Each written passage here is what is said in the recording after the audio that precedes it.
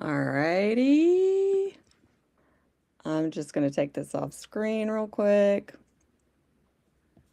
I went a little bit beyond what I meant to. All right. Check out this. This is when was this? Last week? Yeah. Oh, here it is, January the 30th. Sorry, Really, I was talking to my daughter. this is like a really, really awesome presentation that we watched on the 30th from the Missouri Hospital Association. Yep, really good. Very, very good. I don't know if they say how many people's in it, but there was a lot of people, and I think like everybody will see once you see how good it is, you'll be glad that there's people that are putting on these presentations to teach like people that will eventually be talking to lawmakers. Yeah, or these are the people that work in those professions, Mm-hmm. Yeah. like the doctors and all that stuff. So, pretty good. Okay, I'm gonna hit play. Enjoy. Everyone to Public Health and Regulatory Considerations for Kratom and 7-OH products. I'm Daphne Partridge, the Vice President of Education at the Missouri Hospital Association, and we're super pleased to have everyone on the event today. We do have some upcoming events that we'd like to make you aware of before we get started. We will be doing our 9-part virtual series on Hospital Preparedness Academy starting on February 10th. Scan the QR code on the screen for information about that event or any of our in-person events. And as you can see on the screen, we have several leadership events coming up, as well as the Maternal SUD and NAS Summit. I do want to have a few housekeeping notes today.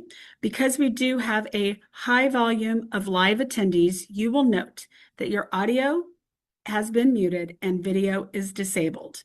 Chat is also disabled for this event. However, we are going to accept questions and comments, and those questions will be taken at the end of the event as time allowed. To submit a question, you will need to go to Q&A, which should be a button at the bottom of your screen listed as Q&A. And if you don't see it, you should see a button that says More. And when you click on that, you should be able to access the Q&A function. When you submit a question, it will become visible to the hosts, and we will take those questions and hold them until the end of the event.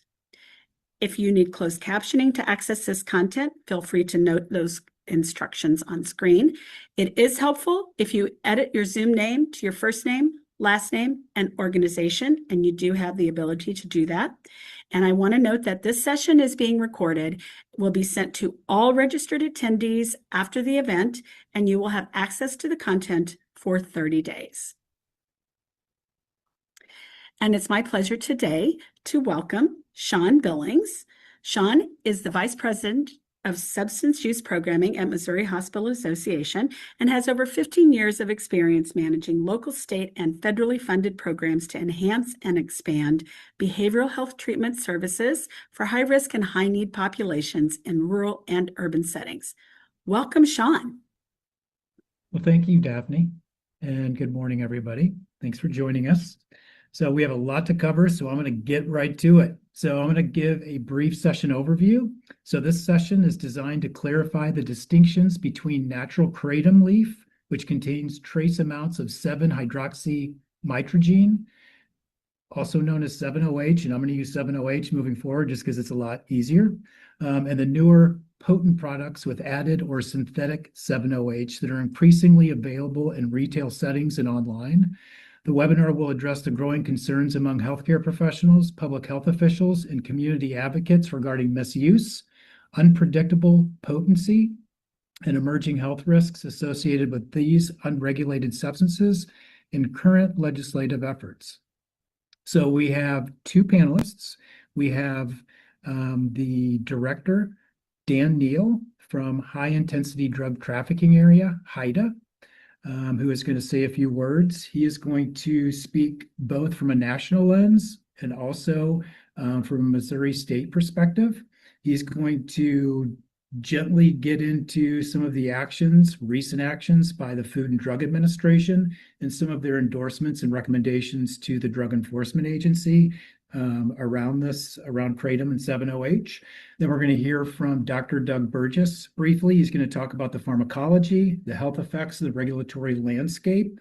And then we also have the privilege of having one of our legislative champions, Representative Carolyn Caton. She is going to join us and help us field questions at the end if there's any questions for her. So I didn't notice brief that. introductions to all three, and then I'm going to go ahead and hand it over to Dan. So beginning with Dan. Again, Dan Neal is a nationally respected law enforcement executive with more than 3 decades of service dedicated to combating transnational organized crime, disrupting drug trafficking networks, and strengthening public safety partnerships across the United States and abroad. Director Neal currently serves as director of the Midwest High Intensity Drug Trafficking Area, a congressionally funded program under the Office of National Drug Control Policy.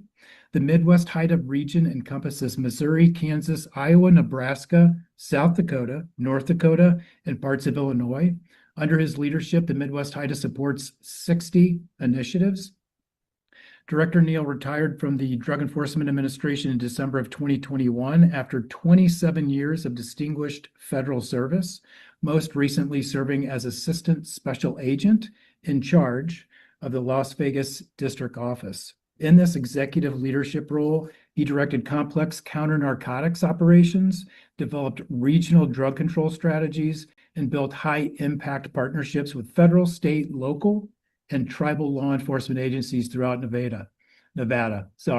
His career reflects extensive operational and strategic experience against transnational criminal organizations.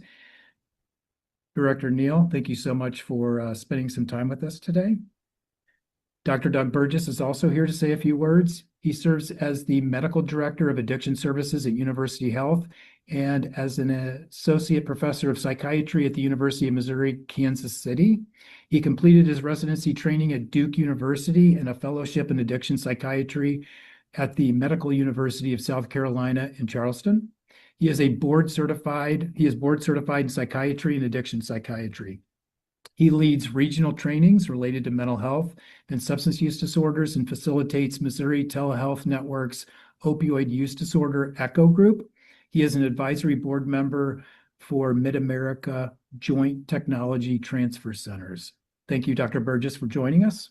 And lastly, thanks again to Representative Carolyn Caton for joining us, a Republican proudly representing part of Jackson County, District 33 in the Missouri House of Representatives. She was elected to her first 2-year term in November of 2024. Representative Caton has over 25 years of experience in the transportation industry. Beyond her professional achievements, she has been a dedicated advocate for her community, serving as a park commissioner for Blue Springs, and is actively involved in civic and faith-based initiatives, serving as an elder and board member for First Christian Church in Blue Springs, a board member for the MLK community event, and an avid volunteer for numerous organizations. Representative Caton's extensive background in transportation and logistics equips her with critical insight into the state's challenges and opportunities for growth.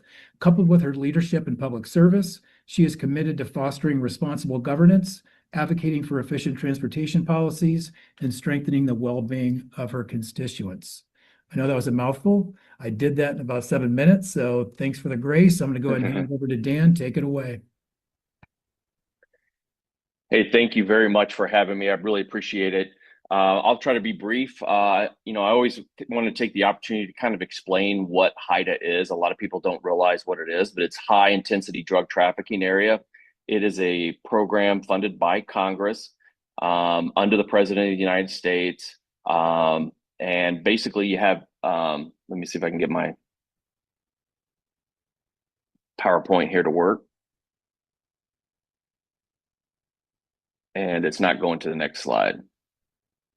But as I continue, high intensity drug trafficking area, I cover all those states that were mentioned before, and I provide money specifically when we're talking about Missouri. I provide money to Missouri Highway Patrol. I provide money to Kansas City Police Department, several other federal agencies, and I consist of a board that I have that basically tells me what the issues are, and then we try to fund them and try to combat those issues. Also under my purview is I have another program called the Overdose Response Strategy, and I have what's called the Drug Intelligence Officer, and I have a public health analyst, and they work together to try to lower the number of drug overdoses in the state of Missouri and all the other states that I cover.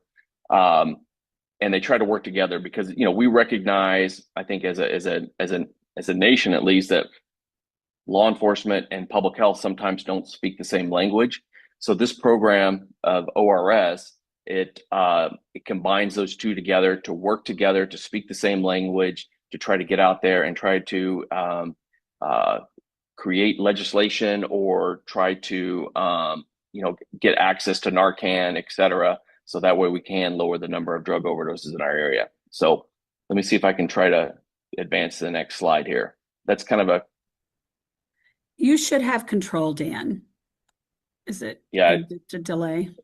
Did you? Yeah, it's not. Go on backwards. It's not. There we go. There we go. Okay, so our purpose of high intensity is, like I just said, there's 33 of us throughout the United States. I cover one of the biggest areas for HIDTA, and that's a map of all the HIDTA counties in the United States, with Midwest HIDTA being one of the biggest ones. We're the one of the largest ones in the United States, and I have a budget of about $16 million, and I divide that up amongst the states to, like I said, combat drugs, violence, and lower the number of drug overdoses within my area. It just kind of gives you an area. You know, Missouri and the Midwest is a hot spot, right? Because it's right in the heart of America. All kinds of drugs come from the West Coast to down south, and it's a transit point for a lot of the drugs coming into the United States. But what was interesting is that what another function that we have with Midwest HIDTA is we have a function of trying to get ahead of trying to warn the public or law enforcement or policymakers about the dangers of certain drugs. A few years ago, we made people aware of more potent opioids, or more potent than fentanyl, and we were getting the word out, talking about that, and we produced papers and try to get the message out. And it came across our desk of more and more people utilizing 7-OH, especially in the Kansas City area. Come to find out, one of the biggest distributors of 7-OH is right here in Kansas City. And distributing, they have over 212 stores throughout the United States, and there's about 16 of them within about an 18-mile radius of just Kansas City alone. So we started looking at this going, okay, well, what's going on here? What exactly is 7-OH? And, you know, when you start looking at it, you think, well, it's kratom. Well, not exactly. It really isn't. 7-OH, and I'm sure Dr. Burgess is going to speak more about this than I will, and probably in better detail. But 7-OH is a synthetic form of kratom, right? And 7-OH is, you got to kind of distinguish the difference between natural kratom and synthetic 7-OH. Natural kratom contains only trace amounts of 7-OH, while synthetic products can contain up to 500% more 7-OH. And that's why you hear it being called gas station heroin a lot of times. And then the concern being, hey, wait a second, this stuff is not being regulated. There's no age regulations on it. There's no age restrictions on it or anything like that.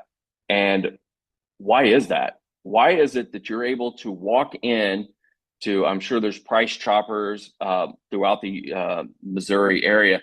You can walk into Price Chopper, where some of these American Shaman have some of their stores inside a supermarket, or maybe in the shopping plaza along with it, and you're able to go in and buy it as you're buying a gallon of milk.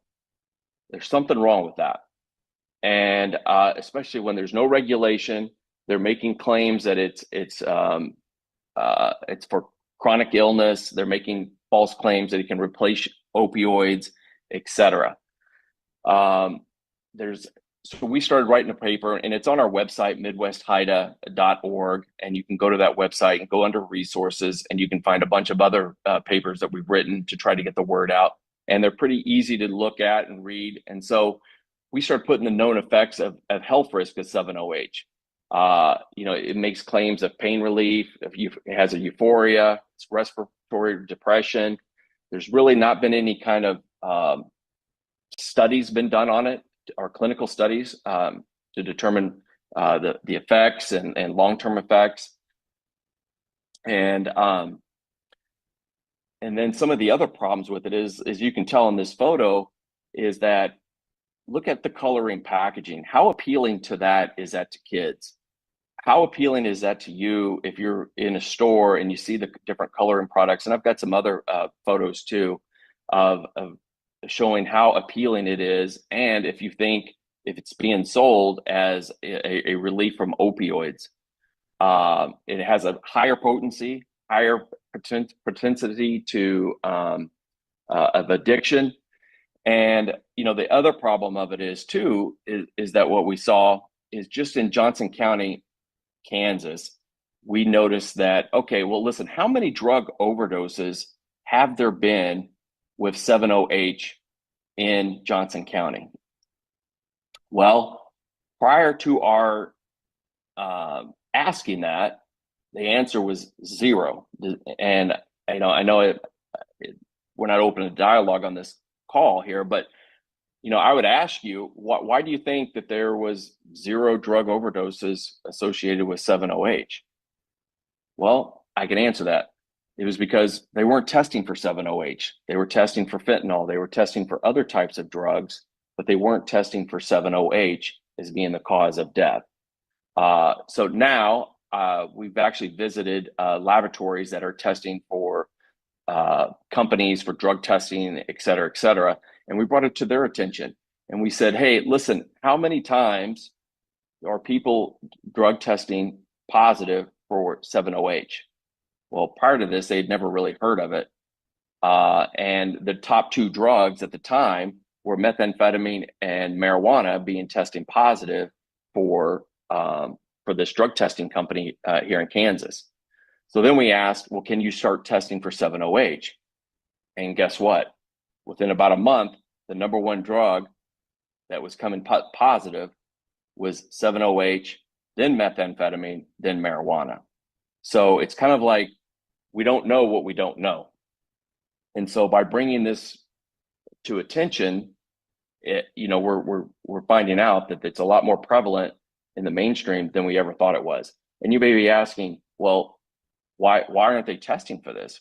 Well, I can just tell you is that because it's not a Scheduled 1 drug federally, they weren't testing for 7-OH. It's not scheduled at all.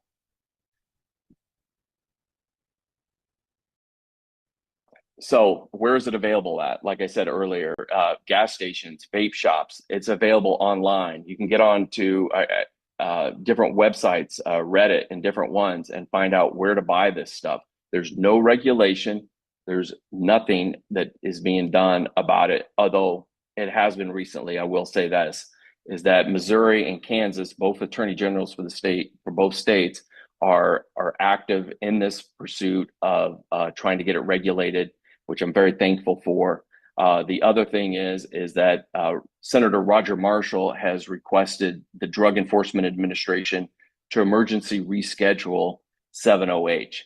And that was a couple of months ago. I checked today, and it is now at DOJ and at DEA, and they're anticipating it being emergency scheduled within the next couple of months. But, I would like to see it, emergency scheduled within the states, because there's other states out there, such as Florida, California, Mississippi, Kentucky, and Ohio, that have already banned 7-OH within their state. It should be banned on many different reasons. The mislabeling, I think it's being targeted towards our youth, and then just the mere potency of this is crazy.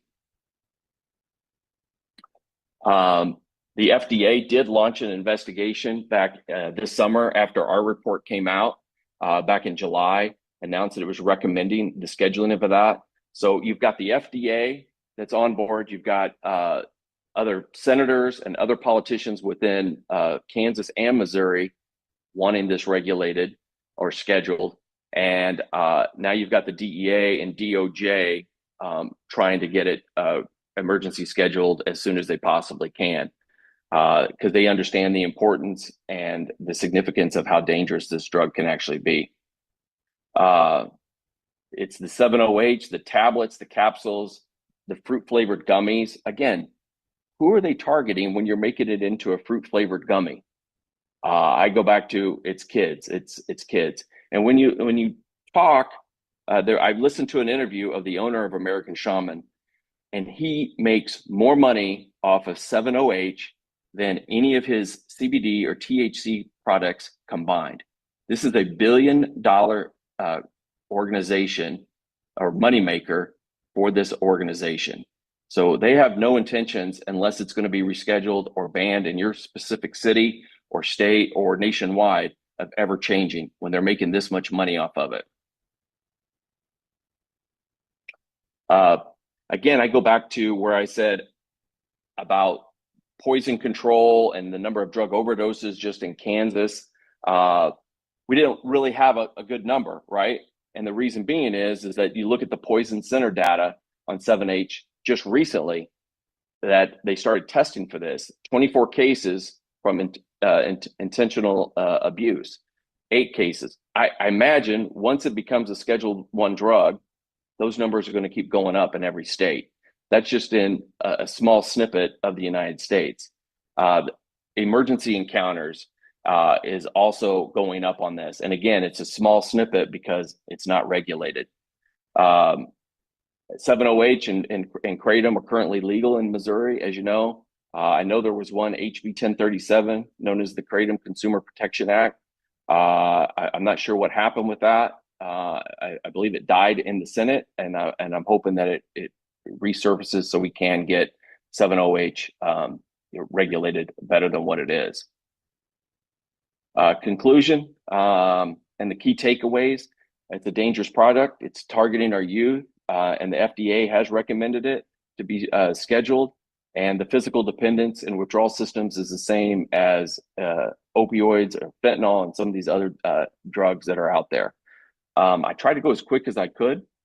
That is my contact information if you have any kind of questions or anything like that. But I see my job as trying to bring awareness to our politicians and to the public about this, because a lot of folks don't realize the dangers of this drug or realize that it's even out there. They just think, well, it's Kratom, that's it. And no, there's 7-OH being sold inside these stores.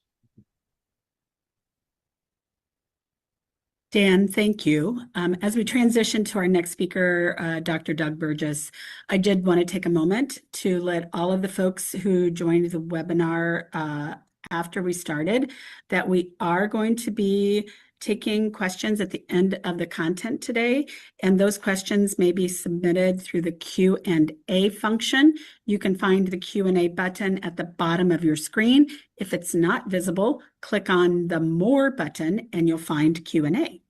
Thank you. All right, I'm just gonna check. I'd like to introduce Dr. Burgess. All right, thanks, Dan. Appreciate it. All right, so are my slides pulling up okay? Look great. Yes, they are. All right, perfect. So today I'm going to be talking about Kratom and, as Dan alluded to, some of the newer products that are different but related to Kratom. I want to share a little bit about myself and how I got interested in this topic. As Sean mentioned in the beginning, I'm an addiction psychiatrist in the Kansas City area at University Health. I work in an outpatient substance use disorder clinic, and I've been here for about 15 years. Periodically, I would get patients coming in to see me because they'd been taking Kratom and found that they weren't able to stop using it. Up until about a year ago, this would happen 5 or 6 times a year, and most people were able to gradually wean off with some assistance. However, about a year ago, that people started coming into my office, and I started getting calls from providers in the community on a weekly basis.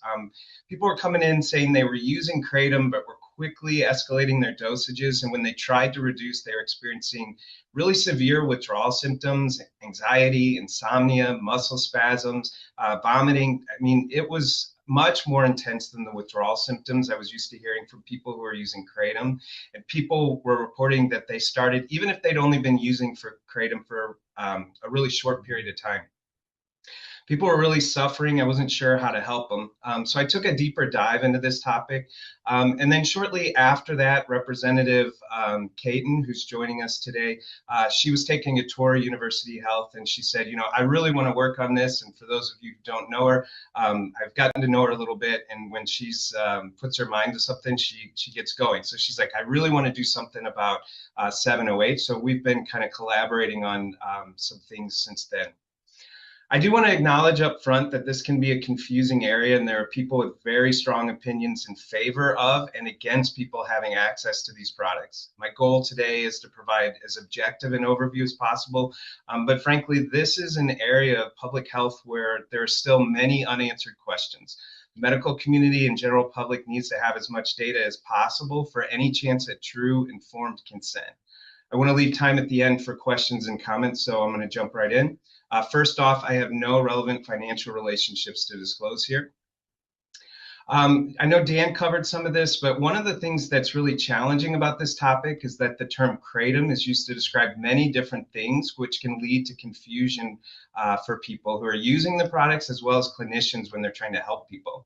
In its natural form, Kratom is actually a tree-like plant that can be 50 feet tall, 15 feet in diameter. There's evidence that it's been used by indigenous people for centuries. It's botanically related to coffee, and laborers would chew up the leaves for energy or pain relief when they were working kind of deep in the areas where these things grow. Local people would also take the leaves and brew them like you would with teas. It grows in the wild in places like Thailand, Malaysia, the Philippines, and New Guinea. And it's been used to treat just about everything you can think of, from fevers to cough, diabetes, cancer, depression, and anxiety. It's also said to enhance sexual performance. And I want to highlight that they have also used it to treat opioid addiction, which will be relevant later on when we talk about some of the reasons why people use it today. The native plant contains more than 40 alkaloids as well as secondary metabolites, all of which are biologically active. So they all have effects in the body. For today, we're going to focus on mitragynine, 7-hydroxymitragynine, and to a lesser extent, mitragynine pseudoinoxyl. So the last two are obviously mouthfuls. So I'm going to use the abbreviated names 7-OH and MP. Mitragynine is the most prevalent component of Kratom, with percentages ranging between 12 and 66%. This can vary based on factors like the geography where the plant grows, as well as the technique used to harvest and process the plant. And when it's ingested, some of the mitragynine is converted to 7-OH in the body, and this is subsequently converted to MP. I do want to highlight that in the naturally occurring plant, there is very little 7-OH present, less than 2% in naturally occurring sources, and much of that is actually produced when the plant is harvested and processed. So this slide is a simplified illustration of how Kratom moves through the body. When Kratom is consumed, it's absorbed through the digestive tract and almost immediately gets taken to the liver. In the liver, the mitragynine is broken down, which produces 7-OH. I don't know how many clinicians we have joining us today, but it's important to note that the cytochrome P3A4 and to a lesser extent 2D6 and 2C19 systems are involved in the metabolism of Kratom. That's an area that needs to be studied further, but this is an area, this could potentially impact the metabolism of some other medications that are also processed by those same systems in the liver.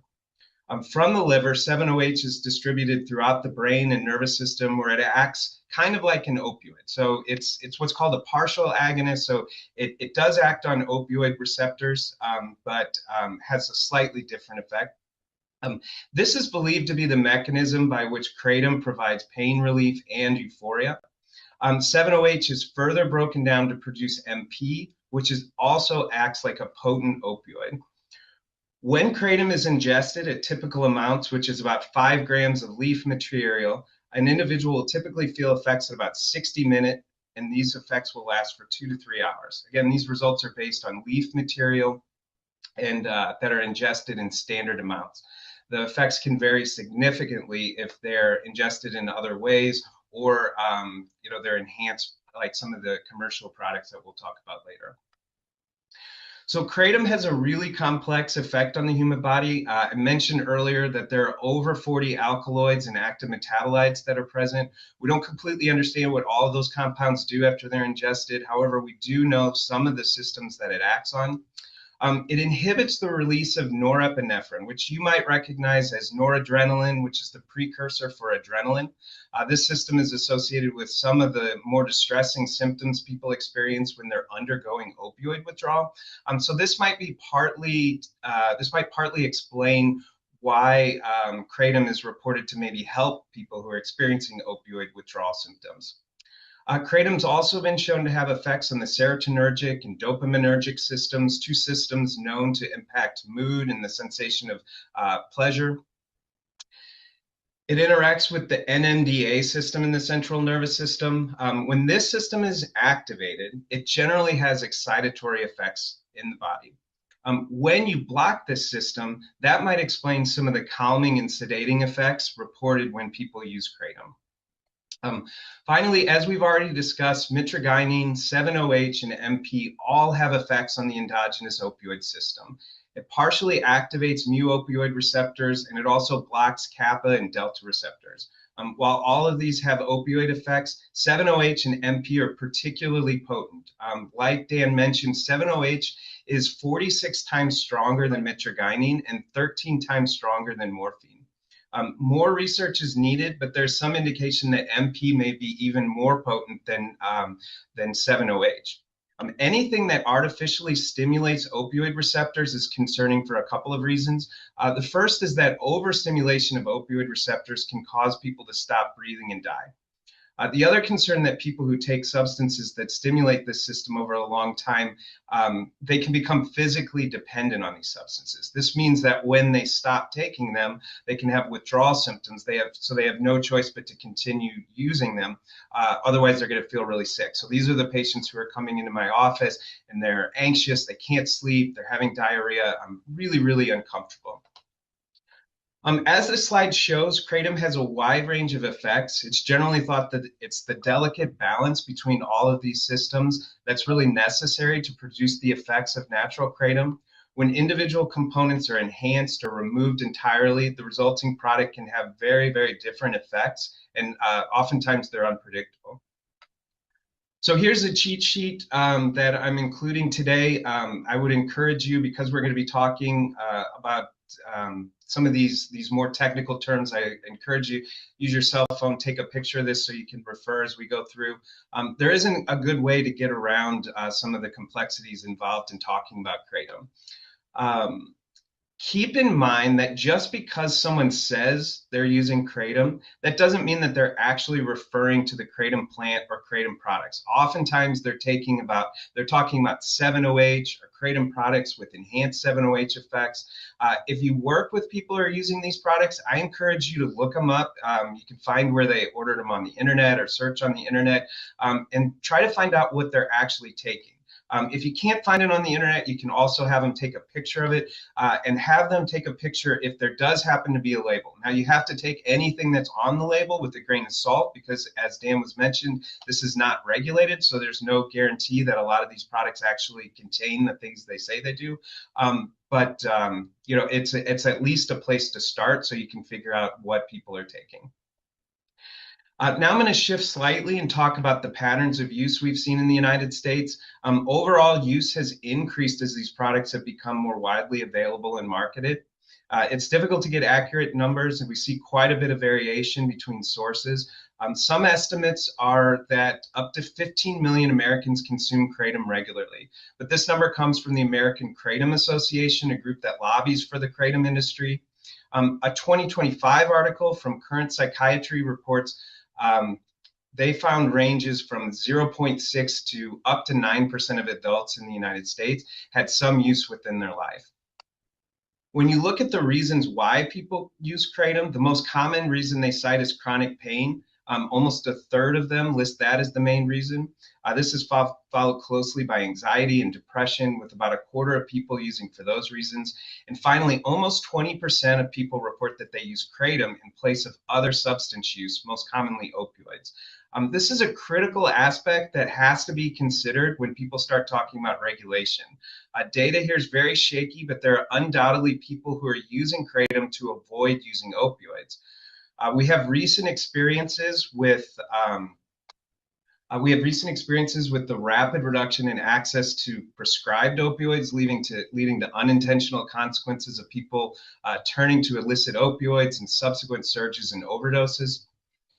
Rapid elimination of access to kratom without a plan to offer treatment, and to people who were previously dependent or became dependent on opioids because of kratom use, could result in unintended public health consequences.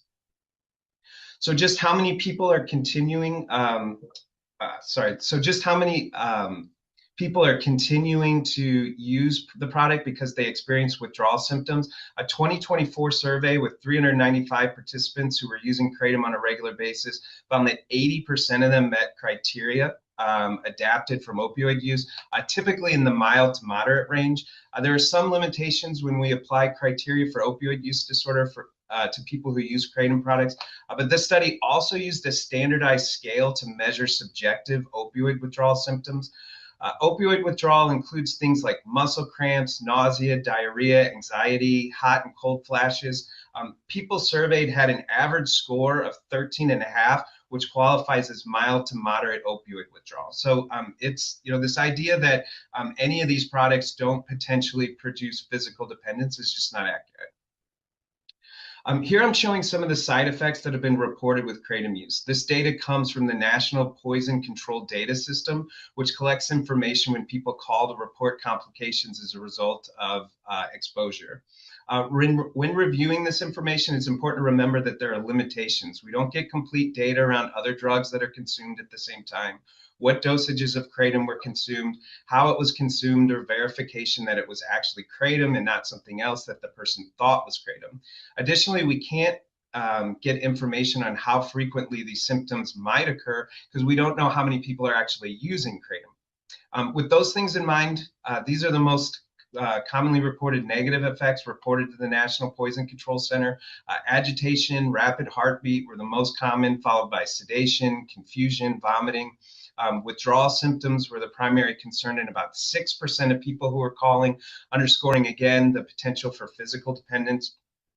Less common but potentially more serious reasons for calling included seizures, hallucinations, respiratory depression, and coma. Additionally, there were 4 cases related to neonatal abstinence syndrome. For those of you not in the clinical field, this is the medical term for any significant withdrawal symptoms a newborn may experience and can be caused by all sorts of substances or medications a woman might be taking during pregnancy, things like opioids, benzodiazepines, nicotine. We have very little data and information about how commonly this occurs with kratom, but there's been enough anecdotal reports to raise concern. There was another study conducted that reviewed the evidence for severe or serious health effects related to kratom use. This study was published in 2025 and reviewed 95 cases from the medical literature. The data this group was able to review was limited because of incomplete toxicology reports, as well as information about other drug use and comorbid medical problems. Ultimately, the authors concluded that there was, quote, insufficient evidence to support the claim that kratom consumption alone increases the risk of severe health effects. Severe health effects would include things like sudden death, need for emergency resuscitation, and cardiac arrhythmias. Keep in mind that we have much less data about products that contain artificially elevated concentrations of 7-OH or MP. It's very possible that these products will have a much different risk profile. I found that many people will alternate back and forth between these products without even realizing that they can have significantly different effects. Today, we're seeing a rapidly changing landscape related to the products that are being sold online or in gas stations. 7-OH and MP can be created or concentrated in lab setting, which results in much more potent products. In 2025, a research group conducted a survey of internet websites and found over 300 7-OH and MP products. Among those products, over 80% contained only 7-OH, and about 15% were combined products, and a little over 3% were MP-only products. I got these images on my own from a website, so they may not have been included in the recent survey, but I wanted you to see some examples. The packaging of products online looks very professional, appealing. You could easily make the argument that the packaging would be particularly appealing to children and adolescents. The authors of the study found that most of the combination products were being sold labeled as Kratom, but the vast majority of 7-OH only products were being labeled as 7-OH. Over 70% of the products included effect claims, most commonly related to increasing focus or relaxation. About 40% reported that they helped with pain, and several products also had names alluding to prescription opioids. For example, you can see at the top there the Dozo liquid Perks. So Perks is a slang term for Percocets, also a street term for Perk 30s, which refers to fentanyl. So they're really trying to market these as an alternative to opioids. Let's see. One of the things that was particularly concerning is that over 1 in 10 claim to help treat substance use disorders. This is a particular concern because we really have a lack of data supporting these claims. We have good data supporting other treatments for substance use disorders, and I worry that people are going to be delaying access to accessing care or trying to treat things on their own that we know carry significant risk of morbidity and mortality. So that's a significant concern when people are making claims that haven't been proven. These products can also be really expensive, with costs averaging around $4 to $5 per recommended dose or serving. Many of the people coming to see me in my clinical practice report that they had to quickly escalate the amount that they were taking. Some people report taking 10 to 12 doses per day in order to avoid withdrawal symptoms. And so that's often the primary reason they're coming in to see me. They're spending so much money on these products, and when they try to cut back, they can't do it. They feel awful. Next, we want to review the regulatory landscape around Kratom and products derived from Kratom. As with everything else we've been covering today, it's complicated. One of the main reasons it's so complicated is because there's so much confusion around the language and terms used when you're talking about Kratom. It gets used interchangeably to refer to products that are closer to naturally occurring compounds, as well as products that have enhanced 7-OH or MP. Because there's little regulation in this industry, it's almost impossible to determine with any certainty whether or not labels on the product are accurate. There's generally not standardized testing to ensure that products aren't contaminated with other substances, including pesticides, heavy metals, or other substances altogether. It's also a big industry that comes with lots of financial motivation to limit overregulation. As Dan mentioned earlier, this is a multi-billion-dollar industry. We can't talk about Kratom regulation without discussing the American Kratom Association. This organization is a nonprofit organization that was formed in 2014 that does a lot of work advocating around potential regulation and oversight of this industry. This is the mission statement and main goals of the American Kratom Association.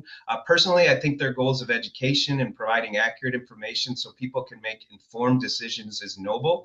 I just question their ability to provide this in an unbiased manner. I spent quite a bit of time looking through their website, and they have a lot of information under the science tab, but I couldn't find anything pertaining to risks that have been raised in the medical literature. Additionally, the scientific data they present often comes from medical journals that are not as well respected. Less respected journals may not be peer reviewed, or people can pay in order to get their articles published. Finally, there's some data that they include that's just outright incorrect. For example, under the science section, the website states that chocolate, exercise, and human breast milk act on opioid receptors in a similar fashion to Kratom. This is just not accurate. I think they're trying to stretch and say that things that activate the reward system can result in the release of endorphins, which are basically opioids that your body produces naturally. But this is not in any way the same thing as a substance that directly stimulates opioid receptors when you consume it. Ultimately, when it comes to Kratom, I think it is like most debates in life where the truth lies somewhere in the middle, and there's likely compromise to be found.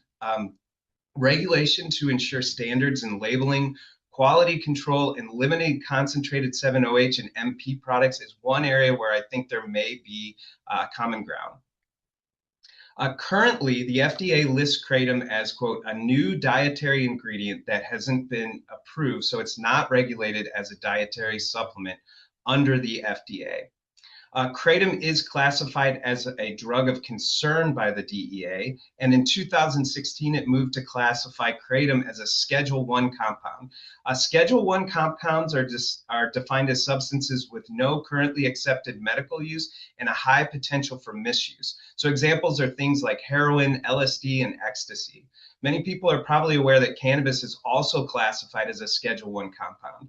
Compounds are generally made Schedule I as an attempt to protect the public, but there's been significant criticism of this practice. I'm not going to cover all of the arguments against this today, but did want to highlight two of the more relevant concerns in this case. For one thing, possession of a Schedule I compound is associated with very serious criminal penalties that many people argue are overly harsh and disproportionately impact marginalized communities. The other big problem with Schedule I substances is that it becomes very difficult to conduct medical and scientific research because all of the regulations and safety measures that need to be in place. You need armed guards, everything needs to be locked. It's really difficult to conduct research. As a result, it can create a catch-22 where a compound is added to the list because there isn't evidence of medical benefit, but we can't conduct the trials needed to demonstrate whether or not there is actual medical benefit that could be there. Ultimately, kratom was not classified as a Schedule I drug due in large part to public outcry from people who use kratom products. In 2021, the World Health Organization reviewed available data and determined there was, quote, insufficient evidence of adverse effects that would warrant additional critical review or inclusion in the United Nations list of internationally controlled substances. However, it does remain on the list of substances under surveillance, and there is particular concern for 7-OH products. Most recently, the FDA recommended that 7-OH products with high 7-OH concentrations be classified as Schedule I controlled substances. This recommendation was made last summer, but I haven't heard anything further. It sounds like Dan had an update on that they are continuing to move forward with this. The FDA did issue warning letters to 7 companies for marketing products containing 7-OH. Those companies are listed here. And include Shaman Botanicals and Relax Relief Rejuvenate trading companies, which are headquartered in Kansas City, Missouri. The other companies' headquarters are listed in Texas and California. Texas, California, and Florida for reference. There have been efforts to regulate kratom and kratom-related products at the state level. About 20 states have some regulations in place, and they are frequently passed as Kratom Consumer Protection Acts. They have a lot of similarities, but they're not identical. I haven't read all of these, but one that stood out as particularly thorough, in my opinion, especially as it pertains to labeling requirements, was Colorado. If there are any policymakers joining today, I would encourage you to review their legislation. I included a link at the end of today's presentation. It addresses labeling related use by minors, packaging that would be appealing to as well as use during pregnancy or while breastfeeding. 5 states and Washington, D.C. have classified kratom and its components as Schedule I, which makes them illegal to manufacture, distribute, or possess in those states. Arkansas specifically lists 7-OH as a Schedule I substance. This map was created in April of 2025, and since that time, Florida's Attorney General issued an emergency rule making 7-OH a Schedule I drug, and they were followed by Kentucky in November. Dan shared some additional information that I wasn't aware of about California and I believe another state, I can't recall which one, but they've also banned 7-OH. As you'll notice on this map, Missouri is one of the states without any current regulation related to kratom or 7-OH. Going back to 2022, Missouri legislators successfully passed the Kratom Consumer Protection Act, but this was vetoed by then Governor Parson because kratom was listed as, quote, a food or dietary ingredient in the bill. If you'll recall, the FDA classifies kratom as, quote, a new dietary ingredient that has not been approved, so the Missouri law would have conflicted with that. So ultimately, he vetoed that. In 2024, the Kratom Consumer Protection Act was advanced through the House, but ultimately stalled out in the Senate. They just ran out of time. There were 2 other bills that never made it out of the Emerging Issues Committee. Numerous cities and counties around the states have passed ordinances recently. In 2009, St. Charles County passed an ordinance that requires retailers to register following label requirements, and also prohibited the sale of concentrated products. In Kansas City, where I live, Mayor Lucas introduced an ordinance aimed at banning the sale of a number of unregulated substances containing psychoactive ingredients, including 7-OH, kratom. That ordinance also would have applied to synthetic cannabinoids and Delta 8 or 9 THC. Blue Springs, Missouri also responded to reports of student overdoses by considering ordinances that would ban 7-OH and kratom or restricted sale to individuals over the age of 21. My understanding is that the mayor may be joining us, so maybe they could add something to the comments, and we could share that in the end where that ordinance stands. Currently, there are several bills that have been proposed focusing on the regulation of kratom and kratom-related products at the state level. So these are the current bills proposed for this session. I've included their numbers as well as the last names of legislators proposing them. In addition to these bills focused on kratom products, Representative Carolyn Caton, who is joining us today, and I mentioned earlier, has we've been working together to try and get some of the language around this down. She's also in the process of drafting legislation that would specifically ban synthetic 7-OH and MP to avoid any potential loopholes in efforts at regulation of kratom. So in conclusion, kratom has a complex and incompletely understood impact on the body when it's ingested. Based on the information we currently have available, kratom in its pure form does not appear to represent a high risk for overdose or acute injury.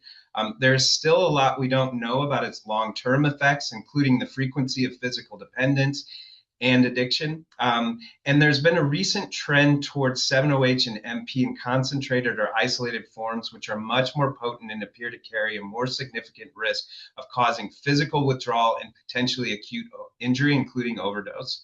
The medical community and general public is in need of significantly more research and ongoing education as potential risks and benefits related to use emerge.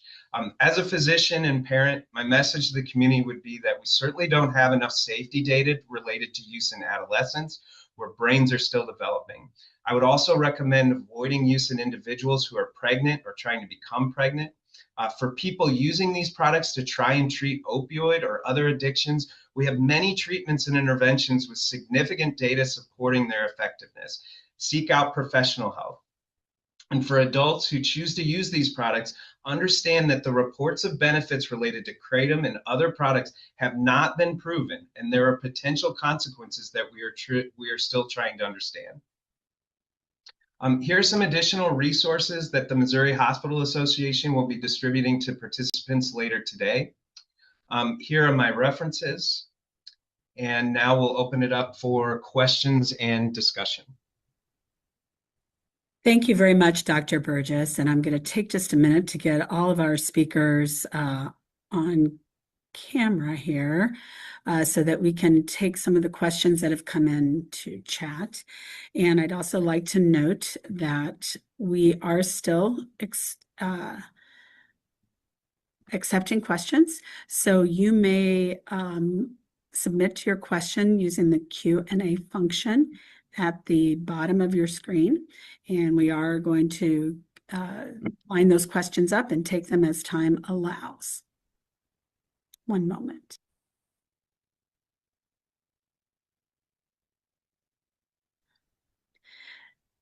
Okay, our first question.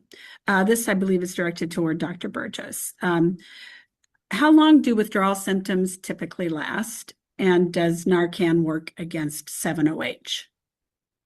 That's a great question. So Narcan should work against 7-OH. So Narcan is a strong blocker at opioid receptors. And so anything that stimulates opioid receptors, Narcan should work on that. But I don't know if there's specific data. I have heard anecdotal evidence of people who have suspected overdose of 7-OH who have been resuscitated with naloxone or Narcan. The second question, how long do withdrawal symptoms last? It is variable. So some people it's very short, but I have one woman, it was a really sad story. She was in recovery from a stimulant use disorder, had been in recovery for several years. She went into menopause, and someone at one of her recovery meetings recommended that she take Kratom. And I don't know if she was taking Kratom, 7-OH, like we talked about, it's confusing. But she took this product and she took it for about 6 months. Didn't find it particularly beneficial, and then she stopped. By the time she came to see me, we were 6 months later, and she was still experiencing withdrawal symptoms then. So some people, it's 7 days, a week, 2 weeks maybe. Other people, I've seen it last for months and months. And it's not always like those severe acute withdrawal symptoms. Some people develop kind of these chronic low-level anxiety. I can't sleep at night. I just increased aches and pains, things like that. What harm reduction strategies are recommended?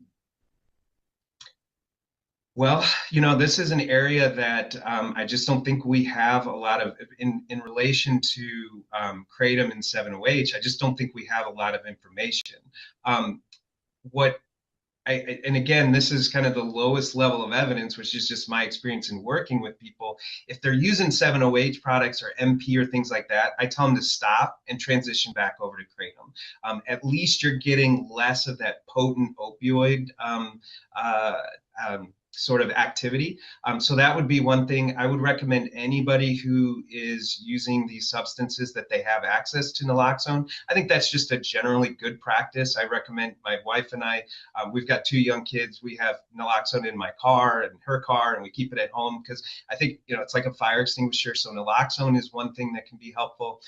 Any comorbid substance. So if people are using Kratom or Kratom products and combining it with alcohol, other substances, we know that, that's the big thing with the risk data in the criticisms of when, that oftentimes advocates of Kratom will have overdoses and different things. They'll say, well, what else were they using? Well, admittedly, we don't always know. It's a messy situation. So I think anytime you're combining multiple substances, that's a risk. Thank you. How can we bring more attention to the possible dangers of 7-OH and Kratom products? Well, MHA could sponsor a webinar. Maybe that would be effective. I think there's been a ton of attention on this. And so, I get, especially the Department of Health and Senior Services sent out a bulletin, and my phone blew up that day, text messages. I've seen a lot on the news. I think it's starting to come out more. But frankly, that's not my area of expertise. I don't know. Maybe that's something that Representative Caton has an idea, or maybe Dan. Yeah, I think by having conversations like this, like you said, especially in the Kansas City area, there has been probably every news station has covered this issue. I think more and more conversations, like in maybe Springfield. I don't know if they've had the conversations down there. I've been asked to come down there and talk about this, but just really have the conversations, get the word out, and let's talk about this, because my feeling, this personal opinion, is that once it is a Scheduled I drug, you're going to see a lot more statistics behind it to show that, yeah, this is definitely been the cause of overdoses or whatever. I will say that I plan on working with several other representatives in the Kansas City area to see if we can hold a live seminar, what we're doing today, with some of the similar information at different locations around the area to get that word out. So that's one thing I'll be working on as well. I have a question, one other thought, and then a question maybe for Dan. So one other thing, I think that's why it's so critical that we get the labeling requirements right on this stuff, because if it's on there like it is with cigarettes, like may cause cancer, can cause, has been associated, all of those things need to be on there. I think that at least that's one way that when the person's buying the product, they can see it. My other question was, again, the Schedule I thing, I get a little bit nervous about because the penalties are so harsh. For Dan, isn't there, if we ban it, can't we test, like there's no reason why we can't test, there are things we test for that aren't Schedule I substances. So like alcohol, for example, they test for that, it's not Schedule I. I just get nervous because once it's Schedule I, we will never actually find out how significant these risks are because it's going to make research very, very challenging. Yeah, so on the emergency scheduling by DEA, I believe they can make it so maybe it's not a Schedule I, maybe it's a Schedule II or III, so that testing can happen. And you're right, that more testing needs to be happening on it. And you're correct about Scheduling I. It would ban it from being able to be tested. So I do believe that they would just at least emergency schedule it, get it on the schedule, either a 2 or 3, that then we could have further discussion and further research into it. And for Representative Caton's legislation, one of the things that we're trying to make sure we include is exemption for state research organizations, so that those things can happen if it gets banned. So I do want to be mindful of time. It is noon, and if the speakers are willing to continue to address questions, we can stay live. I do want to note to all attendees who may have to step off that we will continue to record the event, and that recording, as well as the resources that our speakers have allowed us to share, will be sent to all registered attendees probably the first part of next week once we have the recording and the editing. I'll stay on as long as there aren't any hard questions. Then I have to go. Okay, thank you. I'm good for a few more minutes as well. Thank you so much. We very much appreciate your time.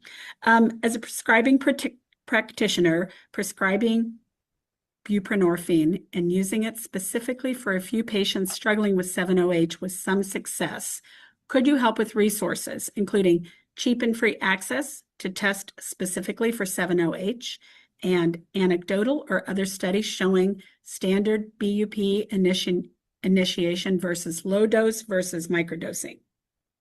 Yeah, so that I'm glad, that's a very technical question. I'm glad you asked. So one of the resources that I shared is for the PCSS. That is a great resource that's sponsored by SAMHSA. One of the things that they have is a discussion forum. I could have included another 30 slides on treatment. That was really outside the scope of the topic today, but you're 100% correct. Particularly for people who have comorbid opioid use disorder, the recommendation for treating people with kratom use and 7-OH and MP is that you go immediately to those medications that we use to treat opioid use disorder. Frankly, there's just not a lot of data out there on dosing strategies. I tend to do what you described there with that microdosing induction, particularly if it's kratom, because the risk of acute overdose from pure kratom is low. And so if we are initiating buprenorphine, doing that cross taper is less likely to they don't have to go through withdrawal symptoms. One of the people I did try that technique, though, we did get precipitated withdrawal with it pretty significantly, even, at a very, very low, we were using like less than 1 milligram of buprenorphine to stop, and he experienced precipitated withdrawal and ended up in the emergency department. So again, that is one of the big areas that in terms of treatment, we need more data on, not just the medications, but even, are these psychosocial interventions effective? And then like kratom, it's such a complicated molecule. It impacts so many systems. When you're treating opioid, that is a clean drug. It acts just on opioid receptors. Kratom acts on all those different systems. And so do we need to be thinking about that differently? It's more than just the opioids. Do we need to be treating some of those other withdrawal symptoms from some of those other symptoms? We just don't know right now. Thank you. While we have the legislator on and Dan, I have a question about what are the barriers to Missouri regulating these substances when other states have regulated? So I'll take it from the legislative perspective. We've had several bills that actually Dr. Burgess has mentioned that have gone through the House to the Senate, haven't made it past. Currently, the bills that are proposed right now, they're virtually all the exact same bill. And there is labeling restrictions and requirements around the Kratom. One is to create, again, the Kratom Protection Act. And that's fantastic. None of them actually ban 7-OH. What in the world?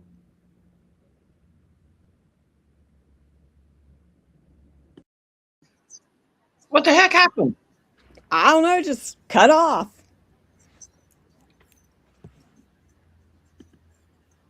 Oh wait, here it goes. I don't know Particular what research for. companies, not just, some other organization. So it can Sorry. get done, and we have different mechanisms. So for instance, if my bill doesn't progress as quickly as maybe one of the Kratom bills is doing, I have already spoken with those representatives. What we'll do is put mine on as an amendment to then complete that bill. So we've got different avenues. So I feel pretty confident we'll be able to get something done this year.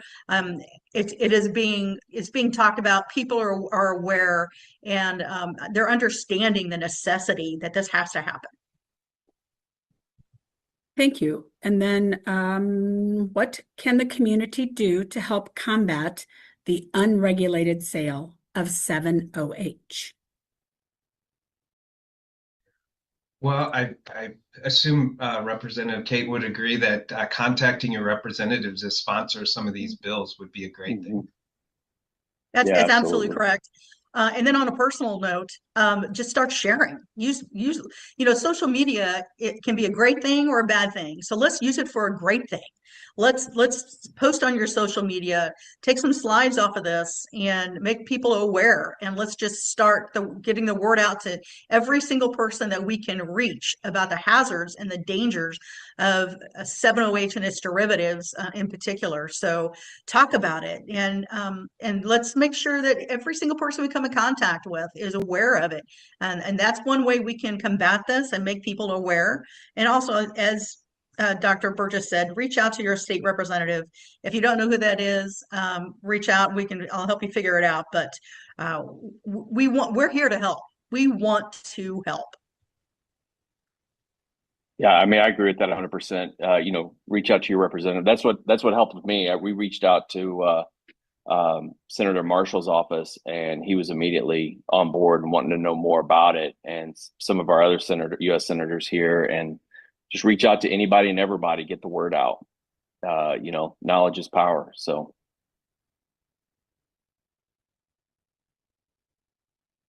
You're on mute, Ashley. Thank you. This question is related to best practices for working with patients who use Kratom. In this individual's experience, some individuals presenting with Kratom use have exhibited severe agitation or psychotic-like symptoms, which can be challenging to manage. What does current evidence say about these presentations, and how should providers or peers approach them from a public health and engagement standpoint? So current scientific data, as far as I know, and I've looked at this a fair amount in terms of like psychotic symptoms and things like that resulting from withdrawal, there isn't standard practice. There isn't a lot of data on this. I would be, that would be an atypical presentation for opioid withdrawal or Kratom withdrawal or 7-OH, so acute psychosis. So I would be screening very closely for an underlying mental illness. Again, to highlight one of the concerns that I have with these products is I think because Kratom and these different products, the word is out that this works for everything. If you look at the native plant, they literally used it for everything from energy to treating cancer. I mean, the full spectrum. And so that is the narrative around some of these substances, is that if there's something wrong, use these and it'll make you feel better. And so there might be a tendency for people to seek out, that going to a gas station is a lot easier than, unfortunately, I wish it was easier to get connected to mental health services, but going to a gas station is a lot easier than coming to see me or one of my colleagues here. And so screening very closely for an underlying psychotic disorder, and someone may have had symptoms and then is self-medicating, and now those things are just sort of exacerbated by the fact that they're going through opioid withdrawal. But I would treat it as psychosis with atypical antipsychotics and things like that. Thank you very much. And at this time, I'm going to acknowledge we had a lot of questions in chat that unfortunately we did not have the time to address. So we understand that there's a lot of questions. There's a need for more information to support that. We will be sending out the resources shared by all the speakers today, and as well as the recording, and that will go out to anyone who registered to attend this event. Again, you can look for that in your email boxes next week. Definitely want to thank all of our presenters. And Sean, do you have any final thoughts? I would just echo that your sentiment, Daphne. Thanks to all of our wonderful presenters for taking the time to talk about this very important topic. Thanks to all of you. It looks like we still have 144. So I think we got up to almost 270. This is important. So if you participate in a prevention coalition, please feed this information out. That's sort of how I really got wind of this, and through some of the programs we support at MHA. So yeah, let's just continue these discussions, and hopefully MHA will have an opportunity to lift this important topic up in the future, and we can get this across the finish line. So yeah, have a blessed afternoon, and thanks for your time. I want to thank all of you too. This is a ton of work to put this on. And so I know there's a lot of behind the scenes people who aren't on camera today, but Missouri Hospital Association, thank you. I think hopefully Daphne has a solid team. Yeah. Yes. Thank you very much. Thank you, Thank you. everyone. Have a great day. Thank you.